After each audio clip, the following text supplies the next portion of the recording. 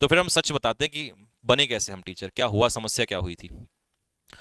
Actual में I was preparing for NDA, ये आपको सबको पता ही है ना। एनडीए के लिए मैं तैयारी कर रहा था, और मेरे 3 अटेम्प्ट थे एनडीए के। तो मैंने दिए, वो तो मैं फेल हो गया। एसएसबी आउट हो गया, आपको बताइए। अच्छा, जितने अटेम्प्ट दिए रिटर्न में बाहर नहीं हुआ, जबकि आपको पता ही है मैथ्स वैस कमजोर था।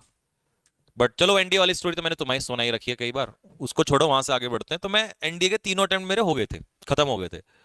अब आपको पता ही है गांव में क्या होता है ना, गांव की सबसे बड़ी समस्या ये है, मैं अपने गांव में उस टाइम पे ना, मतलब हम गांव से बाहर पढ़ने, मतलब मैं सीबीएसई में पढ़ा था, तो हम गांव से स्कूल पे, स्कूल भी ना साइकिल वगैरह पे जाते थे। 3 लड़के थे, मैं, हम दोस्त थे। पहले थे, बाकी सब गांव में ही थे। उस टाइम पे ऐसा साधन नहीं होते थे। तो अब गांवों में ये सब पहले से चलता हुआ आया है, दूसरे की टांग खींचना, एक दूसरे की ये करना वो करना। अच्छे लोग नहीं करते, गांव में भी अच्छे होते हैं, ऐसा नहीं। आप सबको गलत समझने लग जाओ, कुछ लोग होते ही होते हैं, कुछ होते हैं, कुछ कंपटीशन बाजी, है ना, ये सब चीजें होती हैं।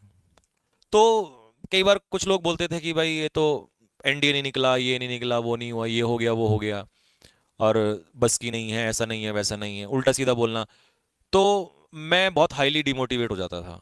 अच्छा, डिमोटिवेट होने का कारण था क्योंकि मेहनत कर रहे थे। अच्छा, मैं मेहनत ना करता तो मुझे फर्क नहीं पड़ता, लेकिन मैं एनडीए निकाल के, और जब एयरफोर्स एसएसबी के भी वहां बैठा था सामने एसएसबी में, तो मुझे ये पता था यार, मतलब मैं तो सिलेक्शन के बहुत नजदीक हूँ, कमी तो मेरे अंदर है ही नहीं, कि कमी होती तो मैं यहाँ तक ना आता।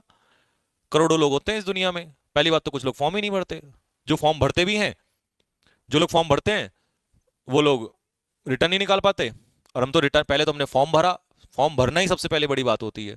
फिर हमने रिटर्न निकाला, साधन कम होते थे उस टाइम पे, रिटर्न निकाला, हम एसएसबी गए, तो हमें लगा यार हम तो काफी लोगों से अलग हैं, मतलब हमने कुछ तो अचीव किया ना इस दुनिया में हम। ऐसा तो नहीं है ना, गली नुक्कड़ पे खड़े होकर दारू पी रहे हैं, लड़ाई कर रहे हैं, झगड़े कर रहे हैं लोगों से, इस टाइप के तो हम है नहीं। तो लगता था यार हम में कुछ तो बात है, बट क्रिटिसिज्म बहुत ज्यादा हो रहा है। फिर घर वाले भी बोलने लगे भाई तुमसे कुछ नहीं होगा, ये नहीं होगा, नहीं, तो यार। अब एक्चुअल में देखो, जब आप बाहर रहते हो ना और तैयारी करते हो, तो पैसा भी चाहिए होता है ना। फिर घर वालों से मांगने में भी शर्म आती है। तो मेरे को आने लगी, थोड़ी थोड़ी शर्म आने लगी घर वालों से भी, मैंने कहा यार बार बार। अब फिर समस्या ये थी कि मैं जो क्यों समझाता हूँ अभी सिलेक्शन ले लो, क्योंकि यहाँ के बाद ग्रेजुएशन का रास्ता बहुत लंबा है। तो मुझे ये दिख रहा था, भगवान 3 साल कैसे कटेंगे ये ग्रेजुएशन के। मैं सेम बता रहा हूँ। देखिए, मैं कभी भी कोई बात इसलिए बोलता हूँ क्योंकि मैं उस दौर से गुजरा हूँ। I am not a teacher कि मुझे किया, मैं तो बाई चॉइस थोड़ी ना, कि मतलब अपनी चॉइस से बनाऊँ, ये थोड़ी ना कि जबरदस्त, मतलब क्या, मैंने चूज किया है, तो हमने तैयारी की है, हमने सब कुछ एग्जाम दिए हैं, नौकरी ली है, छोड़ी है, तब जाके बने हैं। तो मैं उस स्टेज में बहुत बुरे तरीके से रहा हूँ, जैसे आप लोग हो, ठीक है। तो मुझे पता होता है। तो मैंने कहा 3 साल कैसे कटेंगे, घर वाले तो पागल कर देंगे। ये तो 5 रुपए भी गिर दे तो हाँ भाई कब लगेगी नौकरी, 5 रुपए भी गिर दे तो। और मुझे लगता है घर वालों की गलती भी होती है, कुछ कुछ नहीं होती है, कुछ होती है, वो उस पर डिस्कशन कभी बाद में करेंगे। तो क्योंकि घर वालों को तो ऐसा लगता है ना, फॉर्म भर दिया तो मतलब लेफ्टिनेंट, एयरफोर्स का फॉर्म भर दिया तो मतलब वर्दी। तो इस मुद्दे पे भी चर्चा करेंगे हम। अच्छे भी हैं, लेकिन कुछ एक्सपेक्टेशन बहुत खतरनाक जल्दी हो जाती हैं। तो भाई मैंने सोचा यार एक काम कर लेते हैं। और एक चीज मेरे मन में थी, मैंने कहा यार, कुछ कम में सेटिस्फाई नहीं करना, करनी अच्छी नौकरी है। छोटी मोटी नहीं करूंगा, करूंगा ठीक ठाक। जब मैंने पढ़ाई करी है यार, मैं मेहनत कर रहा हूँ, और करने का मेरे अंदर गुर्दा भी है, जज्बा भी है, तो मैं क्या, तो फिर मैंने कहा चलो ठीक है। तो मेरा एक दोस्त था, अर्जुन सिंह करके था, and he was from Shamli. तो उसने मुझे बोला कि यार भाई तेरी इंग्लिश अच्छी है, तू पढ़ा ले, मैं तेरे को एक अपॉर्चुनिटी दिलाता हूँ, और मैं जो तेरे को देखता हूँ तू कर सकता है, बहुत अच्छा कर सकता है। मैंने कहा यार मेरा पढ़ाने में इंटरेस्ट तो है, मैं नहीं करूंगा पढ़ाने में, मैं नहीं पढ़ाऊंगा बिल्कुल भी। उसने कहा ना भाई तू पढ़ा सकता है, बहुत अच्छा पढ़ा सकता है, जिस तरीके से तू एसएसबी में परफॉर्म करता है, जिससे जीडी लेक्चरेट में परफॉर्म करता है, तो तू तबाही मचा सकता है। तो मैंने कहा यार मेरे बस की नहीं है, छोड़। फिर मेरे को आया, मैंने कहा यार पॉकेट मनी भी मिल जाएगी, कुछ ना कुछ थोड़े बहुत पैसे खर्चा चल जाएगा। तो उसने मुझे मुझे कहा, मैं गया वहां पर। तो मैं जहाँ गया, पहले तो मेरी हालत टाइट हो गई, मैं वहाँ डेमो वेमो देने गया। 300 400 बच्चे वहाँ बैठे ऑफलाइन में, उस समय ऑफलाइन में भीड़ होती थी, ऑनलाइन तो था ही। और मेरी एज लगा लो 18 साल का, क्योंकि एनडीए में तो इतना ही होता है, 18.5 पे खत्म हो जाता है। अब मैं उस 18 साल का लड़का, और मुझे तो कुछ भी नहीं पता दुनियादारी का। तो हाँ, मेरे हाथ में जो था वो मुझे पता था, लेकिन डरता मैं, मतलब डर तो रहता ही है ना, इतनी भीड़ बैठी है सामने, कोई क्या पूछ लेगा। तो भैया मैं गया, डेमो उन्होंने मुझे अंदर डाल दिया, मेरे हालत खराब, पसीना आने लगा मुझे, मुझे समझ नहीं आ रहा क्या करूं। खैर वो लुक लक बाय चांस, वो एक ऐसा टॉपिक फंस गया कि मैंने फिर वो टॉपिक, क्योंकि हम जीडी वगैरह तो करते ही भयानक तरीके से थे, तो सरोगेसी एक टॉपिक इस टाइप का फंस गया, मैंने उस पर फिर उनको समझाया खतरनाक तरीके से, वहां मेरा सिलेक्शन हो गया। तो मैं पढ़ाने लग गया मैं बढ़िया, बहुत खतरनाक तरीके से, दिन रात मेहनत। अच्छा उस टाइम पे ना चिल्ला के पढ़ाते थे ऑफलाइन में, माइक वाइक ये कुछ नहीं होता था, वो होते थे मार्कर वाले ऐसे ही चलाते थे। तो पहला बैच आया, मेरा पहला बैच था, आज भी मुझे याद है, उत्तराखंड टेट का, जिसमें 30-40 वाले बुजुर्ग लोग, और उसमें 5-6 बच्चे थे, सारे एज्ड लोग थे, लेडीज थी और 2-3 जेंट्स थे बड़े बड़े, सब मैरिड थे। तो उनका सिलेक्शन हो गया, 2-3 का। भाई सिलेक्शन हो गया, वो लोग वहां बोलने चले गए डायरेक्टर से कि मिठाई है ये, और संजीव सर ने हमने पढ़ाया था और उनका तो पेपर में आया पढ़ाया हुआ। ये बाय गॉड ग्रेस तब से ही चल रहा है। और कि ये लड़का जो है, क्योंकि वो बड़े थे, वो 40 साल 35 साल ऐसे थे, कि हीरा है, आप इसको पकड़ लो, ये काम आएगा आपके बहुत। हम आज बोल के जा रहे हैं कि हमें बहुत हेल्प मिली, हमने बहुत पढ़ा इधर उधर। अब उनका सिलेक्शन हो गया, डायरेक्टर साहब की नज़र मेरे पर पड़ गई, उन्होंने तो भाई अगले बैच से मुझे सब बैचों में इंट्रोड्यूस करना किया। अब वहां उससे पहले क्या थे, बहुत सारे टीचर ऑलरेडी थे, इंग्लिश के भी। हाँ, वो जेलस वाला पंगा ना, वो फंस गया बहुत खतरनाक। और मैं इतना प्योर था कसम से उस टाइम पे, क्योंकि देखो मेरा टारगेट था उस समय, उसके बाद ग्रेजुएशन के बाद सीडीएस प्लस सीपीओ, नहीं, सीडीएस सीपीओ सीजीएल, ये टारगेट मैंने रख रखे थे। मैंने कहा इधर दूंगा, ये दूंगा, ये दूंगा, जहां मिलेगा वहीं निकल जाऊंगा। और सबसे पहला टारगेट सीडीएस का है, लेकिन रखूंगा सारे ऑप्शन में। तो मैं तो पढ़ने वाला बंदा भाई, घर अपने 8-8 घंटे पढ़ रहा हूँ, यहाँ पढ़ाने आ रहा हूँ 3-4 घंटे, तो मुझे तो दुनियादारी से कोई मतलब नहीं है। अब हो ये चला उस टाइम पे कि मैं पढ़ा रहा था, हर चीज में कुछ ना कुछ पंगा खड़ा कर दिया जाता था। और मैं देखिए, डर उसको होता है, मुझे डर नहीं था, उनको डर था बाकी जो टीचर्स थे, क्योंकि उनको वही नौकरी थी, उनकी लाइफ में कुछ नहीं था। मेरी लाइफ में क्या था, मेरी लाइफ तो स्टार्ट ही हुई थी ना। तो मैं तो नौकरी छूट जाती तो मैं कुछ और, नौकरी तो मैं तो कर ही रहा था तैयारी। लेकिन मेरे अंदर एक पैशन था, अगर मैं घुस जाता था ना क्लास में, मेरी क्लास की आवाज मुझे दूसरी क्लास में बोलने आते, आवाज कम, बाहर जा रही है उधर तुम्हारी, चिल्लाने की इतनी आदत थी भयानक वाली, क्योंकि मजा सा आता था पहली पहली बार क्लास में, और मेरे को ऐसा लगता था मैं टीचर बन गया। हाँ, ऐसा फील आता था। तो फिर तो बढ़िया चला वहां पे, सब बहुत बढ़िया हुआ। तो भाई मुझे मेरी पहली सैलरी मिली। अब गेस करो कितनी होगी पहली सैलरी, एग्जैक्टली 2300 थी। ऑफलाइन में बताई थी मैंने एक दिन, हाँ 2300 थी। और वो मुझे वो मिला था चेक, जिसमें कि मेरे दोस्तों ने चेक भुनाया और उड़ा दिया। मुझे 1 रुपया नहीं मिला। तो मैं बहुत खुश हुआ, चलो भाई, पहली बार अपनी मेहनत की कमाई, जो घर वाले कहते थे ना कि खाता रहता पड़ा रहता है ये वो सब, तो मेहनत की कमाई पहली बार मिली 2300 रुपये। खुशी हुई, खैर। अब लेकिन ये दुख आया, अबे 2300 तो चले गए, अब 1 महीना मेहनत भी करनी है फिर से, 1 महीना फिर इनके लिए मेहनत करनी पड़ेगी। 2-3 महीने मैंने मेहनत करी, उन्होंने मेरी सैलरी बढ़ा दी, 2500 या 30 कुछ इतना हुआ था। अब दिक्कत ये आ रही थी कि खर्चा चल नहीं रहा था इतने में, क्योंकि और दोस्त भी थोड़े बहुत उड़वा देते थे। तो मैंने बोला कि सर थोड़ा बढ़ा दो, हल्का फुल्का सा कर दो, क्योंकि अब आदमी को जब घर से नहीं ले रहा यार। और मैंने क्या किया, जो जोश में घर वालों से लड़ाई कर ली। हाँ तुम्हारी कुछ जरूरत नहीं, मैंने मैमला कर लो, अच्छा ठीक है। तो फिर उन्होंने जो है वो बढ़ा ही नहीं, मना कर दिया कि नहीं नहीं अभी नहीं है। जबकि ऐसा सीन हो गया था कि मैं 7-6-7 बैच लेता था दिन भर, और पढ़ाता रहता था, मजा आ रहा था बस पढ़ाने में। आज ही फील पूछो मत, ऐसा फील तो आए नहीं जीवन में उससे पहले कभी। अब पंगा ये हुआ कि वहां के जो कुछ टीचर्स थे ना, उनको इन्फीरियर, मतलब ऐसा फील होने लगा कि कुछ गड़बड़ हो रही है तुम्हारे साथ, हर बच्चा वो इसको पूछ रहा है, तो इसकी फेम बढ़ती जा रही है ना। तो उन्होंने, वहां के जो डायरेक्टर थे, उनको मेरे बारे में उल्टी सीधी चीजें बोलनी स्टार्ट कर दी। और यही हुआ कि उस साल दिसंबर का महीना था, मुझे आज भी याद है। तो मैं अचानक से आया, और उन्होंने मुझे बोला ठाकुर साहब एक बात करनी है, आप इधर आ जाओ। मैंने कहा हाँ जी। बोला ये आपकी सैलरी है, और आप परसों से नहीं आओगे।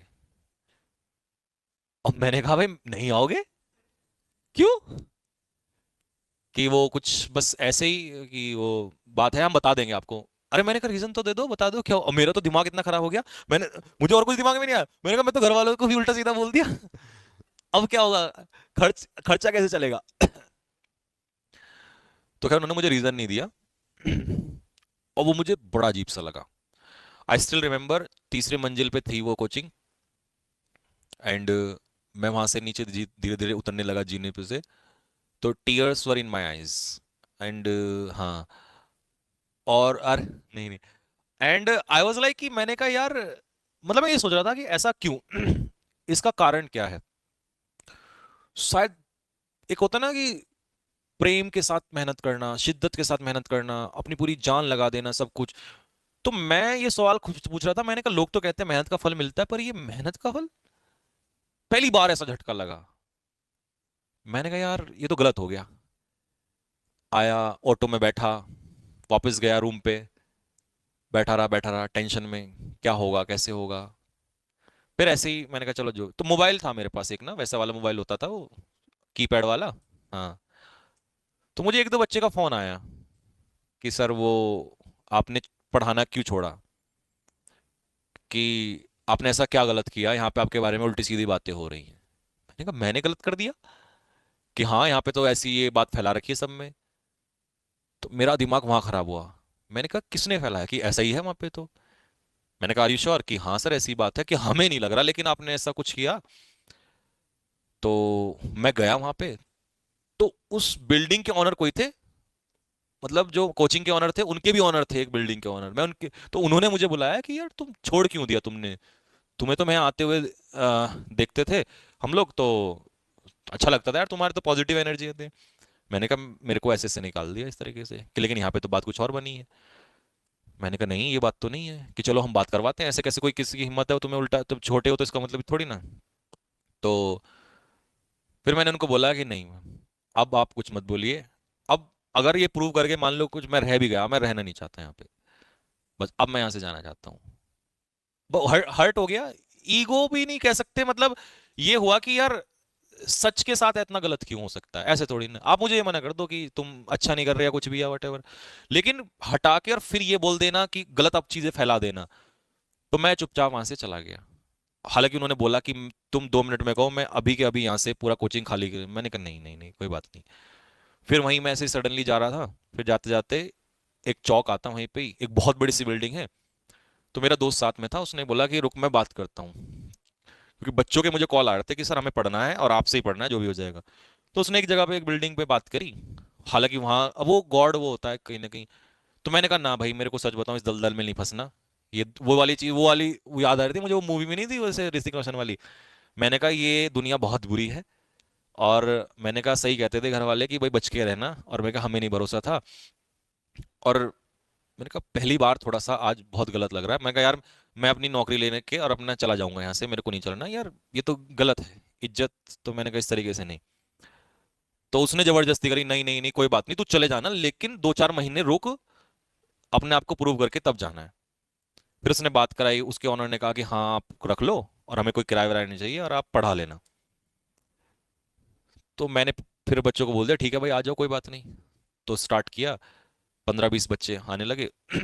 एक महीने के अंदर अंदर लगभग 70-80 बच्चे इकट्ठा हो गए, क्योंकि वहां से जो बच्चा था वो पढ़ ही नहीं रहा था इंग्लिश, उनको सबको ये था कि नहीं यार हमें नहीं पढ़ना, हो ही नहीं रहा था। तो वो 60-70 बच्चे इकट्ठे हुए, उन्होंने कहा सर हमें फीस देनी है। मैंने कहा भाई फीस वीस तो चाहिए नहीं। मैंने कहा मेरा महीने का खर्चा होता है, आप लोग दे देना कोई बात नहीं। हाँ, कह रहे नहीं नहीं नहीं, हम वहां भी तो 1000 रुपए देते थे, हम 500 रुपये आपको देंगे, आपकी वजह से तो हम आते थे। मैंने कहा ना यार 500 तो बहुत हो जाएंगे। हाँ, मैंने कहा इतने पैसे नहीं चाहिए थोड़े। हाँ, मैंने कहा यार 5,000 का मेरा खर्चा है, तुम लोग अरेंज करके दे देना। उन्होंने 500-500 रुपये इकट्ठे किए सबने, और 35,000 रुपये मेरे हाथ में पकड़ा दी। मैं देख के रहा हूँ, मेरा भाई ओ भाई इतने पैसे नहीं यार। हाँ, तो खैर उन्होंने दे दिए। और वो पैसे लेके मेरा तो, मैं गया रूम पे, मेरा तो धड़कन तेज हो गई। मैंने कहा यार ये, फिर मैंने फटाफट सबके निपटाए। फिर वो मेरे दोस्तों ने लपक लिया, वो वहीं फिर। हाँ, बस फिर उसके बाद जो है वो बैच मैंने पढ़ाया, और उस बैच में से 2 लड़के सीपीओ में हुए, और हाँ 2 सीपीओ में हुए, और 2-3 और, मतलब 3-4 लड़के अलग अलग हुए थे। सीजीएल में एक लड़का हुआ था, लेकिन वो ऑलरेडी पहले से पढ़ा हुआ था, वो स्पेशल मेरा स्टूडेंट नहीं था, पढ़ा हुआ था, लेकिन वो हो गया था। और उसके बाद तो फिर अगला महीना जो है, मतलब नेक्स्ट जो बैच से आना स्टार्ट हुआ, सीधा 250 बच्चे इनटू मल्टीप्लाई हो गया पूरे, जिन जहां जहां वो सेलेक्ट हुए थे, क्योंकि पहली बार वहां से हाँ कॉलेज में दरोगा वगैरह बने थे ना, तो आग की तरह फैल गई कि भाई ऐसे ऐसे, और बस वो मल्टीप्लाई होता चला गया। हाँ यही देहरादून की बात कर रहा हूँ, और वो मल्टीप्लाई होता चला गया। और मेरे दिमाग में फिर सिर्फ एक ही बात चल रही थी कि मैं यही चाहता हूं कि उनके मुंह से ये बुलवाना कि जो हमने उसके बारे में गलत चीज फैलाई वो गलत थी। और आपको मैं इसका कंक्लूजन बता देता हूं। फिर उसके बाद तो खैर हम कभी मिले ही नहीं। 10 साल उसी रास्ते से आते जाते रहे, ना वो मुझे कभी मिले ना मैं उन्हें मिला। अभी 2018 की बात है जब हाईएस्ट नंबर स्टूडेंट देहरादून में मेरे पास थे, हमारे पास थे अमेजोन, उसमें लगभग 2000 बच्चे हम पढ़ा रहे थे। उस समय वो कोचिंग उनका लगभग बंद होने की उस पर आ गया था। जिस टीचर के दम पे उन्होंने मुझे निकाला था, बोला था, मतलब जो उनके अपने थे, उन्होंने ही उनकी पीठ में छुरा घोंपा, कोचिंग को तोड़ा, अलग कर दिया। वो मुझे एक दिन रास्ते में मिल गए, तो मैं ऐसे ही आ रहा था, मैं उनको देख के ना मैं सरप्राइज हो गया 10-12 साल बाद में। तो मैं उनके पैर छूने लगा, और पैर छू के उन्होंने मुझे गले लगाया, रोने लगे कि यार ठाकुर साहब, गलती हो गई बहुत बड़ी, अपनों पे ही भरोसा किया और अपनों ने ही पीठ में छुरा घोंप दिया, और तुझे हमने उस समय निकाला और तू आज भी। मैंने कहा जी नहीं, ये बात थोड़ी ना है, क्या पता आपने किस लिए निकाला हो मुझे। या हाँ, ये जरूर है कि मैं उस समय बहुत हर्ट हो गया था, बट ये नहीं कहूंगा कि आपको मैं यहाँ के खड़ा खड़ा होकर गाली दूं या कुछ ऐसा। सम्मान तो वही है आज भी तब भी। तो फिर अभी सिस्टर की शादी थी, वो मिले दोबारा, तब उन्होंने फिर सारी चीजें बताई। तो इस हिसाब से फिर वो टीचिंग वाला जो ऑप्शन आया वो आया। और उसी जुनून में फिर हम पढ़ते चले गए और पढ़ाते चले गए। वो फिर सीपीओ वीपीओ जो नौकरियां लगी वो फिर उसके हिसाब से, वो दिमाग में जुनून और पागलपन वो बस वहीं वही स्टार्ट हो गया। तो ये हमारे टीचिंग वाला कैरियर वहां से स्टार्ट हुआ था।